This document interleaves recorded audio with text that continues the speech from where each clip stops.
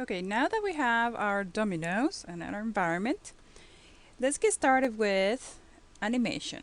Okay, so the first thing that we're gonna do is, and I'm pressing alternate and left mouse button here to kind of move around, kind of rotate around the dominoes.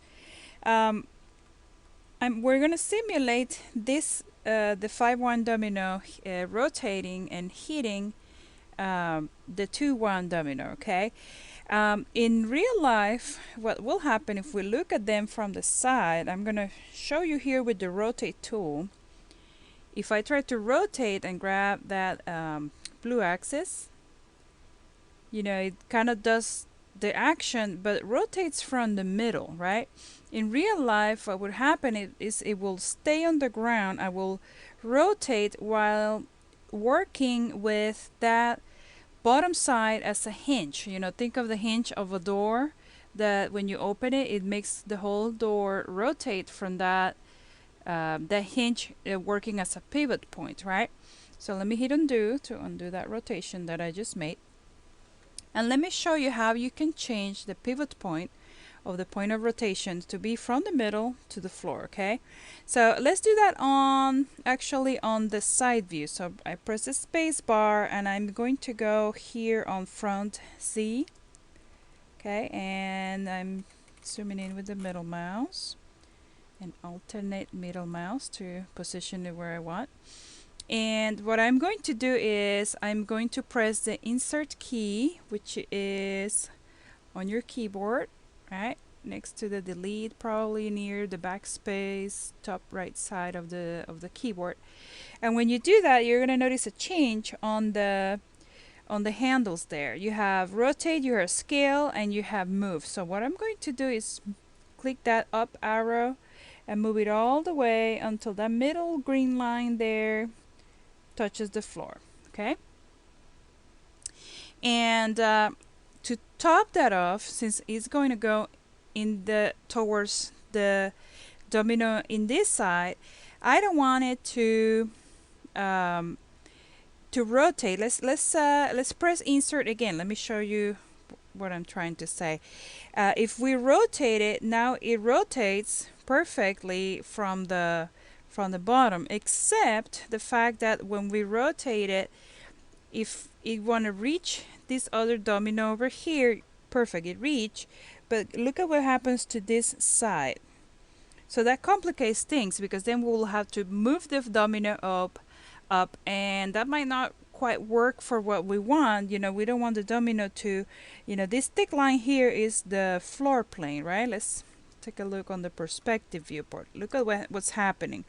The tip of the front side of the domino is going through the floor plane, and we don't want that, right? We want it to stay over the top of the floor plane. So I'm going to go back and I'm going to undo to make things easier. And let's go back to that insert key. And instead of leaving it there in the middle, I'm going to position that on the corner. And I'm going to zoom in. Position in the corner. If you have to do it a few times, don't worry, it's perfectly normal. But it should be right there on the corner. Let's hit that insert key to get out of that change pivot tool. And look at what happens now. You see? Now it rotates, it goes towards the other domino, but it does not go through. So let me hit the space bar and going back to here on the perspective viewport. Notice that now it doesn't go through on the floor. So it looks a little bit more realistic because it does not go under the floor plane, okay? So we are ready now to set up our first key now that we have set up our point of rotation. So let's get started with on frame 1. Let's set a key, okay, for that domino, and let's say that this animation might take maybe it should be quite fast. So let's say that it will take maybe a whole second, or let's do it like for a second. So 24 frames. So let's say that halfway, that it's going to be very fast. Halfway, on it, it hits that other domino. So I'm gonna press S and I'm gonna test it. I'm gonna see, it's gonna be quite fast. There it is, and it's working, right? But now this domino has to react the same way. But guess what? We haven't changed the pivot point, so we're gonna do exactly the same, and that's gonna be a good practice. So let's do it on the front Z view, and you could change this at the beginning of your session on the first domino. That way, when you duplicate it, it stays the same. You know, it keeps the pivot on the bottom. So let's press insert and let's change it again. Let's go down there and make that green line to be on the bottom, and then I'm gonna make the axis here, this yellow arrow, to be kind of on the side that's gonna rotate. There you go. Put it kind of there on the edge and press insert again. That way we can rotate and then it's gonna go forward. Okay, so I press undo, Control Z, and now on frame 12 I'm going to start with my initial key. So I'm gonna press S, and notice that it creates your key over there. And maybe on frame 20, put it flat on the ground, press S, and then so we have our first domino. It goes down, touches that one, and goes flat. So this one should not stay in the air. So right here at frame 20, I'm going to determine, you know what, since that's when the other one fell, it's not going to go further, further than this. Right? So you rotate it now to kind of touch there, the other domino, and press S. So we set the initial key, the one when it touches, and then on frame 20, the one when it falls over the other one. Okay, so let's see how it's looking. And this is just the initial stages. So go down, bloop, there you go. So they fall. You can from there edit, you know, between this one and this one if you wanted to continue. Notice how there's a little gap here. If you want to continue making it a little bit more, you know, closer to this one here, you can either set a another key and see if it follows closer the other one to your liking. But you gotta be careful now because there's some penetration there that happens. So let's see on the curve editor how we can further refine this. Perfect. So let's go open the curve editor. Let's go to the animation. No, we can go on the animation editors over here, and let's find the graph editor. Windows, animation editors, graph editor. And that's the curves that you are setting on rotation. Okay, rotate Z is this one. So I have, in a previous recording, I show how to change the tangents, right? You could either, you know, come here and try to manipulate them like that. So let me Control Z. Let's try that out. That way you try to make it not go too far. You know, notice how over here it kind of goes through the other domino even when you don't want to. So let's break the tangents first. So I'm gonna go tangents, break tangents. And the idea is that you can manipulate each side separately. I'm sorry. Like that. Make a selection, and then with the middle mouse you can, you know, now kind of point them more or less. Notice how as I grab that tangent, notice how the domino starts responding. So I can determine if it goes further in and through the surface or further out. So that's one way that you can edit your tangents, in addition to setting another key like I did over here. So those are two options you have to further refine your animation. You can go key by key, make sure, you know, over there there's a little bit of a gap, and I wish was a little, this one was a little bit lower, closer to this one, so we could either do the same for this one or this one. So let's do it for this one. Let's see, break the tangents. Let's see what I did was tangents, break tangents, so that you can manipulate the two different. Notice how this one stayed linear and this one started curving. That's what you do when you break the tangents. You allow yourself to edit them separately. So I'm gonna select that tangent, and with the middle mouse I'm going to start moving it. Notice that the domino starts reacting, so right there. So let's see how it looks.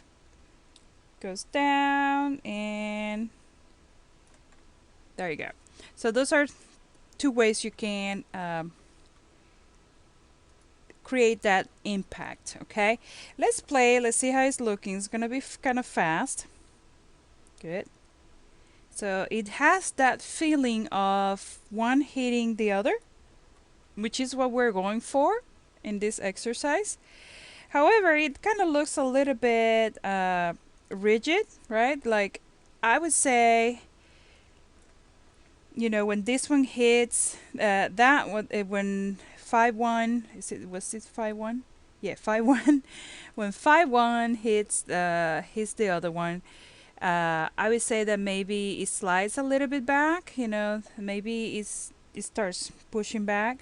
So we could create an effect like that, you know, like maybe as it hits that one and loses the ground, maybe it starts sliding down, you know, maybe further back, you know, kind of to give it a little bit of a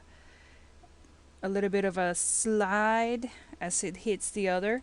So let's see, you know, we could do it. Let's go on the side view, actually front C view. So I'm going to add a little bit of more interest. As in this is what you will call secondary movement in animation, where you add just those little details on movement that comes from other impacts or other factors, right? So that you add a little bit more interest to the movement, and it doesn't look linear or, you know, very rigid. It follows random physics. Okay, so let's make it rotate, and maybe as it slides here from this frame in number 12, or maybe from this one here, from frame 16, that's where when it hits there, that's the one that we were testing. Maybe on frame 20 it slides back a little bit, so I'm going to update that frame on frame 20 to press S, and I'm going to make it go all the way down too, and press S to update. So what we just did is all the way, you know, it stays in place all the way, kind of rotates from there, and then as it hits that one, kind of slides off of it. Okay, that's the effect. But notice there's a little bit of surface penetration over here, so we need to fix that on the graph editor next. So let's open our graph editor, and now we have to pay close attention to our this one, translate X and rotate Z axis. So I'm going to press Control and click on those two. Okay, press Control to select only rotate Z and translate X. And what I'm going to do is, I'm sorry, not this one, yeah, that one and this one. Oh, I'm not sure why it's reverting to that. It's not supposed to. So let's see, let's get this one here and break it. Okay, tangents, tangents break. This one too, to have more flexibility. Tangents break. And let's try first. That should be on the rotate. Actually, we don't need to edit that one. These are the ones that we need to edit. So, and those are already broken. We broke those tangents, but just in case, tangent, break tangent. Okay, and what I'm going to do is grab this tangent, so I'm going to select it and middle mouse, kind of move it there to see if as it slides out it does not go through it. So let's see, let's test it. Oh, on frame 17 it's way too high, so let's put it here. And then frame 18, let's go on this side and just try this. It's a matter of going back and forth testing, and now it goes down there. Okay, this is where you might reconsider if you need another key on that position to be able to edit it, or if it's very fast, as it's probably going to be, you can always leave it like that or add another key. I think it's still, we should be able to put it down a little closer.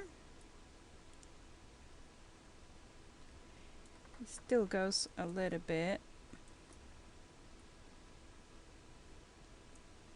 It's just not separated too much. Let's see now. Still is a little bit of a gap there. So you could either add another key there, but be careful with adding too many keys too close together, because then it starts looking a little bit choppy. Or and it slides back. Okay, so let's see how it plays. So it kind of slides back now. So that's kind of the look I wanted you to see, so that you can see the difference. Let's go graph editor, close it here, press spacebar, and let's take a look. So now it slides back, so it looks a little bit more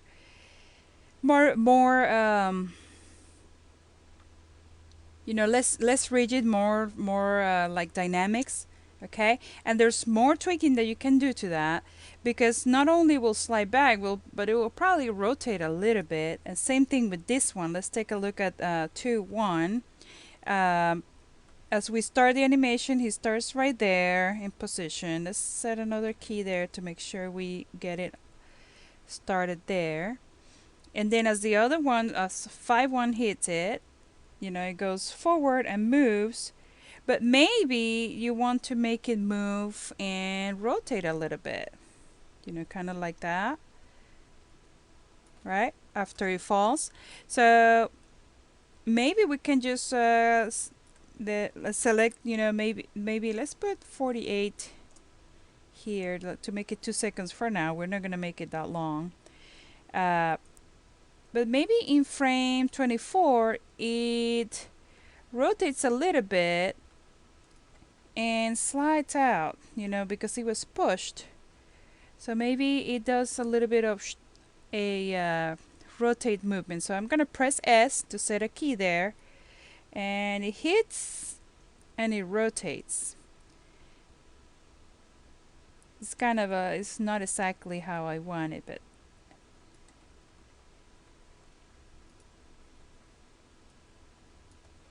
let's see if adding more. Let's see, press S. I'm just adding more rotation, and I pushed it a little bit further back just to visually have a better, to see how that looks. I think it's still, I think the rotation should start over here rather than here. So let's add rotation over here and move it a little bit further down and update that frame on 20. That way as it starts, you see it starts rotating a little bit further. Oh, I don't really like the way it looks. It looks like it rotates, should be a little bit further this way. So let's see, let's update that 24 frame. So let's see now, 12.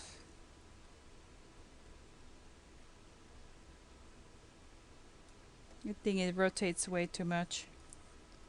Let's update that rotation a little bit. And as this will be a back and forth project, yo. So it starts rotating. I think it needs to be pushed a little bit further out on frame 20 and probably on 24 like that. Let's see how that looks now. So hit it and slides a little bit. Okay, that's a little bit better. Let's play it. Yeah, it looks like it pushes it, and then kind of as it falls, it rotates a little bit. You know, that is the kind of secondary movement that you want to add. And I know there's a lot of stop and go here, so let's run it to frame 24. So let's put 24 over here, press enter, and kind of click on it. You see now it looks a little bit more like it slides, which might be more expected, especially since dominoes tend to be a little bit slippery. And from here you can continue adding a little bit. You know, you can add a little bit more movement to this one if you want. Next you can just make your play blast, right? So I would say hide the grid. So go show grid, so that we don't get distracted by that, or don't have anything selected like that, so that we can focus on the element itself. And let's go Windows, Play Blast. So here we have the dominoes. Let's always remember to make a play blast of your animation, because when you're running the software, you're running several things that are delaying the playback speed, but when you make a play blast, then you're seeing your animation on real time. Okay, so I hope this helps, and I look forward to seeing you apply these concepts.